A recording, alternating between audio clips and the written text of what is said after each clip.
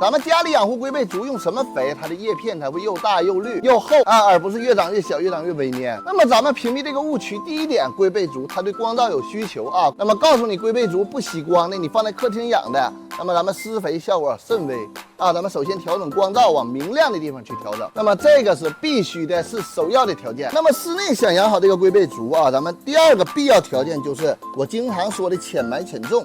啊，盆面土往下拿，茎干尽量给它露出来一点，是吧？这样浇水的干湿循环速度会快啊，根系周边土壤的干得快，空气充足，是吧？植物根系呼吸好，那么 OK， 它龟背竹爱长根儿啊，这是第二个条件。满足前两个条件以后啊，咱们咔咔长根的微生物有机肥是吧？给它干上啊，撒在盆面，那么撒多了它会产生很多菌丝啊，有绿的有白的。撒完微生物有机肥以后，最大的表现就是气生根夸夸的枯枯的往外干啊。咱们把这个气生根给它诱导到土壤当中啊，这样它原先它只有1张嘴吃饭，现在它有15张嘴吃饭。那么嘴变多了，这时候配合大量元素的啊通用型的营养液，1毫升营养液对2000毫升水去浇根啊，1周左右用一次，是吧？它能吃，它变得能吃了，它要长身体了，咱们把氮磷钾钙镁硫铁锰硒全元素给它怼上。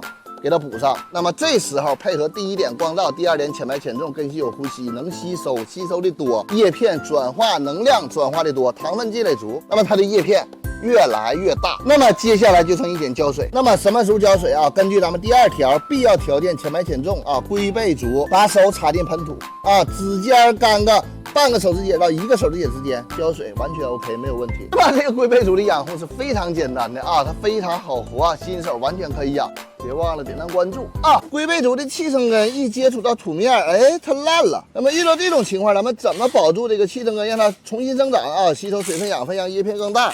首先啊，咱们避免这个气生根持续的沾水啊，要让它保持一个干燥的状态，可以让它自然风干。啊，等这个不再向上腐烂了就 OK。那么激进一点的方式就是咱们可以这个在这个气生根腐烂黑色的上头啊，给它进行修剪。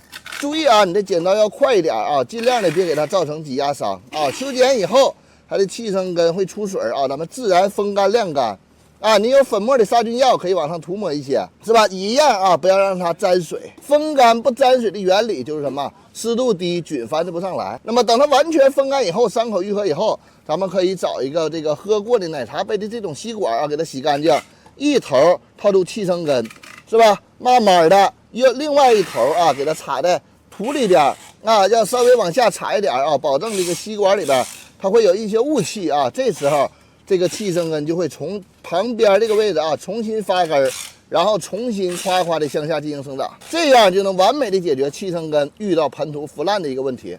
别忘了点赞关注啊！很多花友养龟背竹的时候，叶片会出现这样式的斑点，这样式的斑点，叶片背面大面积的出现这种斑点。哎呀，这龟背竹咋的了？要死了吗？没有啊，别慌。龟背竹叶片出现这种斑点啊，上边斑斑点点有粉状物，是吧？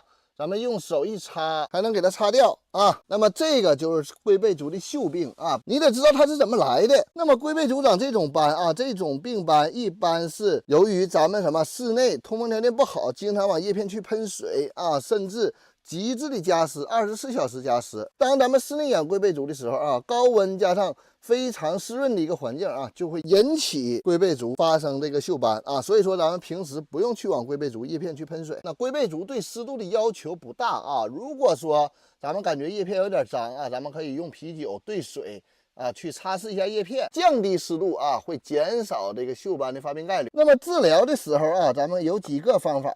那么第一个可以用这种酒精湿巾啊，或者是75%的酒精，咱们用棉签蘸一下啊，去擦拭叶片。那么咱们擦拭叶片的时候啊，你不要翻来覆去的这么擦啊，这么擦其实它是传染的啊。咱们蒯着擦啊，这个我形容不了了，嘚儿这样擦啊，转圈去擦，擦过的啊，不要再去沾叶了。转圈去擦。那么如果嫌费劲的啊，咱们可以用一些杀菌药，是吧？常见的百菌清啊、岱山锰锌啊、多菌灵啊、山唑酮这些都可以啊。那么咱们注意啊，这个咱们治疗以后，这个叶片也不能恢复了，它会一直带有这个黄点。那么咱们主要是观察叶片的这个小粉末啊，它繁不繁殖？它不繁殖不扩散，它这个病就已经好了。然后咱们后期啊，新的叶片长出来以后，叶片严重的最老的叶片啊，咱们可以给它修剪掉。这样啊，咱们注意我之前说的防范湿度的问题啊，那么龟背竹就会越长越好，叶片越长越标准。别忘了点赞关注啊！